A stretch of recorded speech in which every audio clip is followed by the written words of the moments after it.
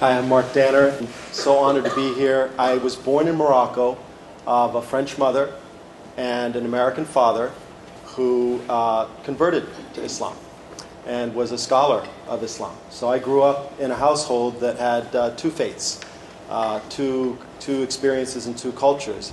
So here's a question, and it applies to my life and to your lives as well. If I want to know you well, I want to know who your friends are.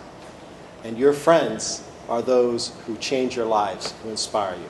So in my 5 minutes, I want to tell you about two friends of mine who exemplify the spirit of Amir Abdul Qadir. Imam Muhammad Bashar Arafat on the left is a Sunni Muslim, Imam from Baltimore. Sayyid Muhammad Bakr Kashmiri is a Shiite Muslim from Iraq. And both of them I call my friends, but my friends in God. I'm saying this as a Christian about my Muslim friends. So Imam Bashar I met totally by coincidence. He brings young students, college students, high school students together to share and exchange Muslims and non-Muslims in the United States from countries all over the world. He's changed the lives of thousands of young kids. He's also done visits all over the world to explain to Muslims in the world, what is Islam in America? How do we live it? And that he's also had a scholarly exchange.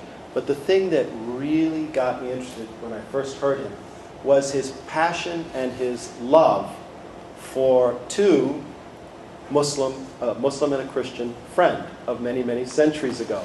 And that is the Sultan in Egypt in the 12th century, Sultan Malik al-Kamil, and St. Francis, the great St. Francis. So he has established an order of the Sultan and St. Francis, which is a fraternity, a brotherhood, Christians, Muslims, and others.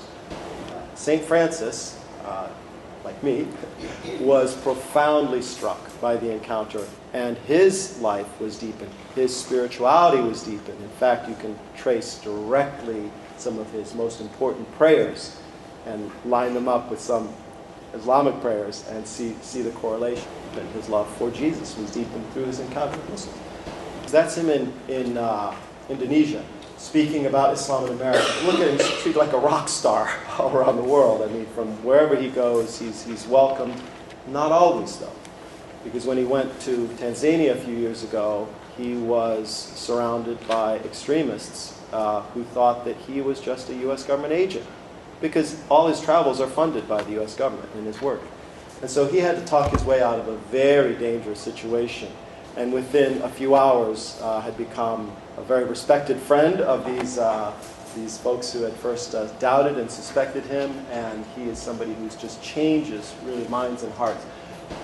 The next image is of my other friend, Sayyid Kashmiri, who is a Shiite, and our friendship developed in an extraordinary way because we met, again, by chance in a church that he was visiting in Washington, D.C. And to make it even more extraordinary, I had just finished praying in that church, among other prayers, Lord, help me know Muslims better. I really want to develop a friendship. And I turned around, and walking up the aisle was him and some others.